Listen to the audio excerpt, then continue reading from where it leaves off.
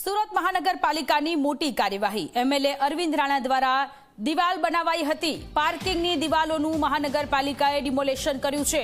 રસ્તાને નડતરરૂપ દિવાલો દૂર કરવામાં આવી રહી છે। તો સુરતમાં મહાનગરપાલિકા દ્વારા આ મોટી કાર્યવાહી એમએલએ અરવિંદ રાણા દ્વારા એક દિવાલ બનાવવામાં આવી હતી। પાર્કિંગને લઈને દિવાલ બનાવવામાં આવી હતી, જેનું મહાનગરપાલિકા દ્વારા ડિમોલેશન કરવામાં આવી રહ્યું છે। સુરતમાં ગેરકાયદેસર દબાણો પર ડિમોલેશનની કાર્યવાહી, ત્યારે એમએલએ અરવિંદ રાણા કે તેણે એક પાર્કિંગ માટેની દિવાલ બનાવી હતી, તે દિવાલ પણ તોડી પાડવામાં આવી છે।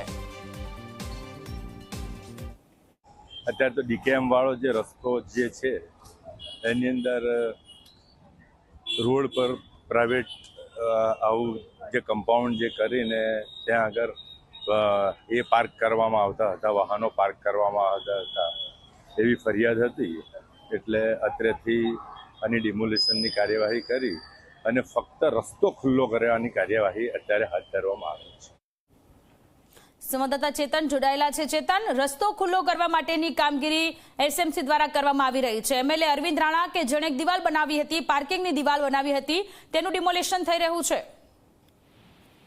જી બિલકુલ થી છેલ્લા એક સપ્તાહની વાત કરીએ તો સુરતમાં જ્યાં જ્યાં દબાણ હોય છે તે દબાણ દૂર કરવામાં આવી રહ્યું છે। ત્યારે ખાસ કરીને સુરતના ધારાસભ્ય અરવિંદ રાણાની ઓફિસની જે બહાર છે તે દિવાલ તાણી દેવામાં આવી હતી અને આ દિવાલના આગળ જે પાર્કિંગ છે તે પાર્કિંગ ઊભું કરી દેવામાં આવ્યું હતું, જેને કારણે જે ટ્રાફિક જામની જે પરિસ્થિતિ છે તેનું નિર્માણ થયું હતું। જે વાત સુરત મહાનગરપાલિકાના ધ્યાને આવી હતી, સુરત મહાનગરપાલિકાની ટીમ દ્વારા આજે વહેલી સવારથી જ જે દિવાલ છે તે દિવાલનું ડિમોલિશન કરવાની કામગીરી હાથ ધરવામાં આવ્યું હતું।